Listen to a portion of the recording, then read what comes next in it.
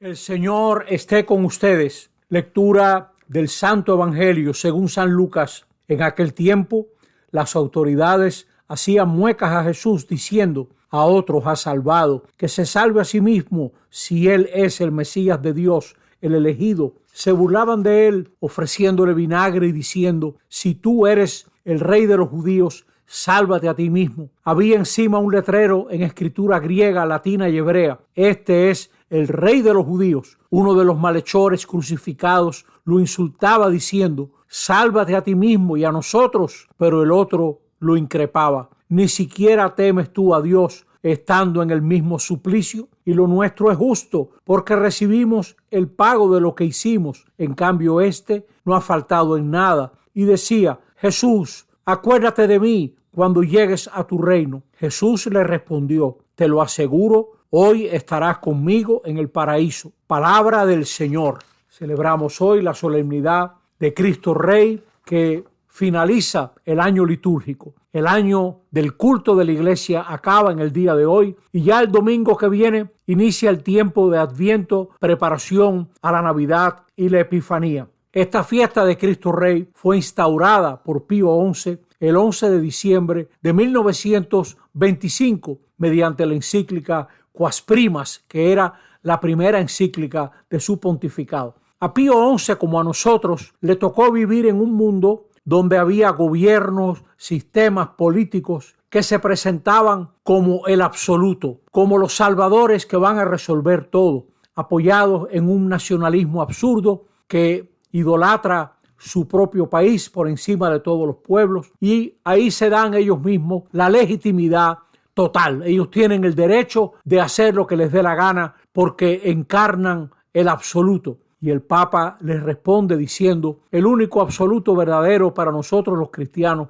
es Cristo Jesús, Rey, en que se le da ese título, como soberano, como aquel que es el decisivo, que trae verdaderamente la salvación. Ningún otro poder, ningún otro nombre nos va a servir para salvar. Entre nosotros, cuando la gente tiene poder, se aprovecha para establecerse, para recaudar recursos, relaciones, ventajas, favores, y para ir favoreciendo a sus familiares, amigos, partidarios, y así garantizar el futuro poder. Ellos se aíslan para que toda relación con ellos cuesta dinero.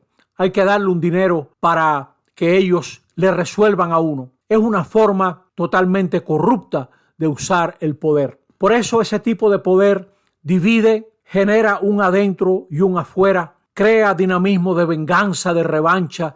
Tú me hiciste esto, ya verás lo que yo te voy a decir. Es el poder, ese uso del poder ha destruido nuestros pueblos. Uno se asombra de ver, mirando hacia atrás, la forma en que se ha usado el poder político en nuestros pueblos. Si esos recursos se hubieran usado bien para proteger la educación, la salud, el arreglo de lo público, de las vías, la ayuda y la promoción de los sectores pobres, ¿qué serían nuestros pueblos? En cambio, el poder de Jesús es un poder que piensa en los demás. Jesús encarna ese poder de manera tan clara que Lucas nos narra cómo un ajusticiado que estaba en otra cruz se dio cuenta de que Jesús era diferente.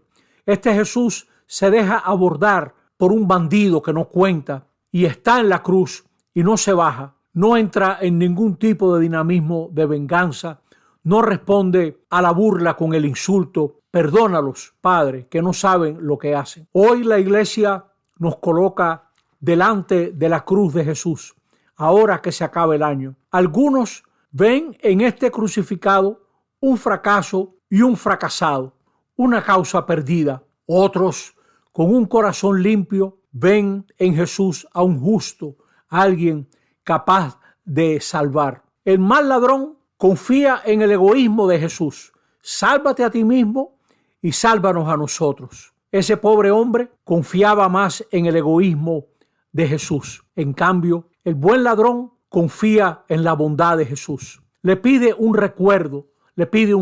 Cuando estés en tu reino, acuérdate de mí.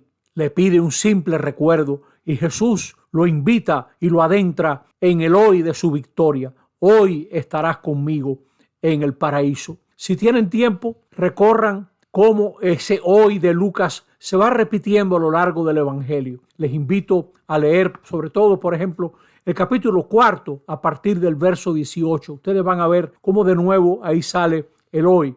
Y cuando Jesús está en casa de Zaqueo, hoy ha llegado la salvación a esta casa. Nosotros estamos hoy delante de Cristo Rey, que nos dice que hasta el último momento hay esperanza.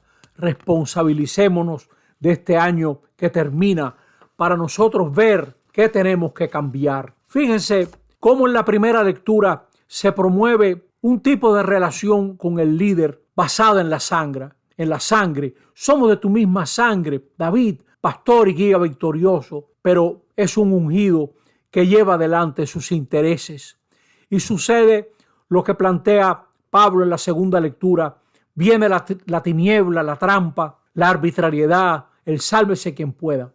En cambio, contemplando a Jesús en la cruz, si Dios Padre nos da ojos para mirarlo bien, nos daremos cuenta que alguien divino está en nuestro mismo suplicio. Como dice el buen ladrón, estamos en el mismo suplicio que Dios. En Jesús, Dios padece la arbitrariedad de la historia. Esta historia que tantas veces lleva al desastre a la gente buena. Esta historia que no trae una solución para tantos pueblos que esperan una aurora de libertad, una aurora de paz. Pero Jesús es el Espíritu, está ungido por el Espíritu Santo para llevar adelante el proyecto de Dios. Nosotros sabemos que el reino de luz de Jesús solamente viene a través del amor, del respeto. Y ese amor y ese respeto están crucificados en este mundo. No esperemos el bienestar, no esperemos la comodidad. El que se mete en ese camino